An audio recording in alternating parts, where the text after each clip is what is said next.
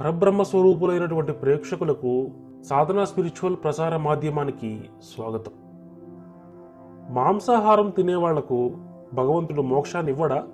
మిగతా మతస్థుల సంగతి పక్కన పెడితే మన హిందూ సాంప్రదాయంలో చాలామందికి ఈ సందేహం అనేది ఉంటుంది.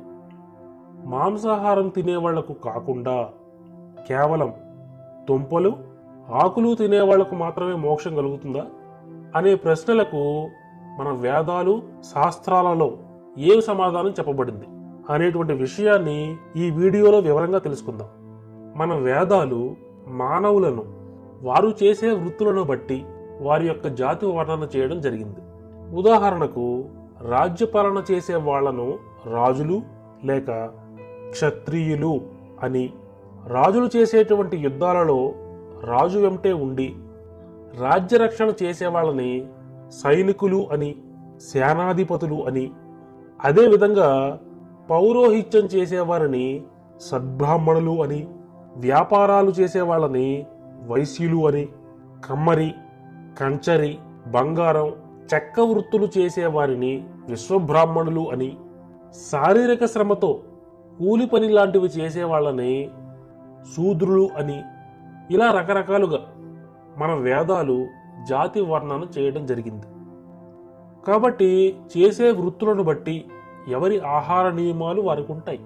ఉదాహరణకు రాజ్యపాలన చేసేటువంటి రాజులు, ఆ రాజ్యాలకు తమ ప్రాణాలను అడ్డుపెట్టి రక్షణ కల్పించేటువంటి సైనికులు, అదేవిధంగా కష్టతరమైన పనులు చేస్తూ శారీరక శ్రమతో కూడిన వృత్తులు చేసేవారు ఈ మాంసాహారాన్ని తీసుకోవచ్చు అని శాస్త్రాల్లో చెప్పబడింది. ఒకసారి మన రామాయణం, భారతం లాంటి పురాణాలు పరిశీలిస్తే కనుక వాల్మీకి రచించినటువంటి రామాయణంలో ఒకానొక సందర్భంలో రామలక్ష్మణులు కూడా మాంసాహారం తిన్నారని పేర్కొనబడింది. ఎందుకంటే వారు క్షత్రియులు. మాంసాహారం తినడం అనేది క్షత్రియ ధర్మంలో ఒక భాగం. అదేవిధంగా సద్బ్రాహ్మణుడైనటువంటి రావణ బ్రహ్మ నిత్యం ఆ పరమేశ్వరుడికి షోడోపచార పూజలు నిర్వహించేవాడు. అయినప్పటికీ ఆయన ప్రతినిత్యం మాంసాహారాన్నే భుజించేవాడు. ఎందుకంటే ఆయన చక్రవర్తి. ఆయన ఆహార నియమాలు ఆ విధంగానే ఉండేవి.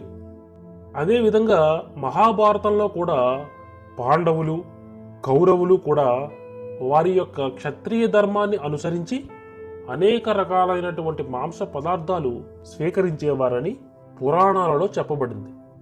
మరి ఈ విధమైనటువంటి ఆహార నియమాలు కలిగినటువంటి పురాణ పురుషులు బ్రహ్మజ్ఞానాన్ని, కైవల్య ప్రాప్తిని ఏ విధంగా పొందారు అని మనకి సందేహం రావచ్చు. ఇక్కడ నుండి కాస్త జాగ్రత్తగా వినండి.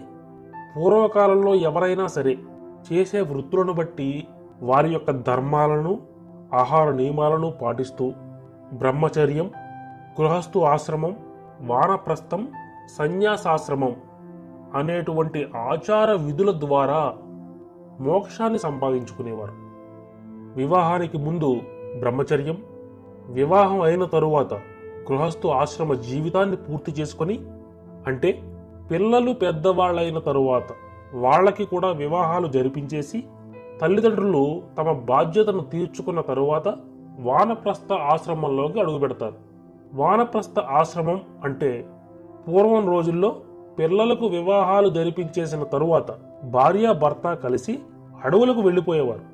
అంటే పిల్లల నుండి సపరేట్ అయిపోయేవారు. ఇక్కడ నుండే అసలు కథ స్టార్ట్ అవుతుంది. ఇప్పటి వరకు చెప్పింది ప్రతి మానవ జీవితంలో జరిగేదే. పురాణ కాలం నుండి నేటి కాలం వరకు కూడా. ఇప్పటి కాలంలో ఇక్కడితో ఆగిపోతారు, ఇక్కడ నుంచి ముందుకెళ్ళరు. అంటే వానప్రస్థంతోనే ఆగిపోతారన్నమాట. కానీ మన పురాణ కాలంలో మాత్రం ఇక్కడ నుండి ఇంకొక అడుగు ముందుకు వేసి సన్యాసాశ్రమాన్ని స్వీకరించేవారు. సన్యాసాశ్రమంలో ఉన్నప్పుడు తామస రజోగుణాలను అదుపులో ఉంచుకోవడానికి ఆహార నియమాలలో కూడా మార్పులు చేసుకుని పూర్తిగా సాత్వికాహారాన్ని భుజిస్తూ తరువాత మెల్లమెల్లగా పూర్తిగా ఆహారాన్ని కూడా త్యజించేసి ప్రాణాయామం ద్వారా సమాధి స్థితికి చేరుకొని బ్రహ్మానంద పారవశ్యంలో నిమగ్నమయ్యి అమితమైనటువంటి బ్రహ్మజ్ఞానాన్ని, మోక్షాన్ని పొందేవారు అని మన పురాణాలు చెబుతున్నాయి. కాబట్టి చేసే వృత్తులను బట్టి మాంసాహారాన్ని భుజించడం తప్పు కాదు. కానీ మన వేదంలో చెప్పినట్టుగా ధర్మార్థ కామ మోక్షాలను అనుసరిస్తూ చివరకు మోక్ష మార్గంలో పయనించి బ్రహ్మజ్ఞానాన్ని మోక్షాన్ని సాధించుకోవాలి. అదే మానవ జీవిత అంతిమ లక్ష్యం.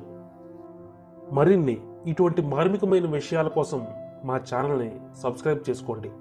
సర్వే జన సుఖినో భవంతు. స్వస్తి.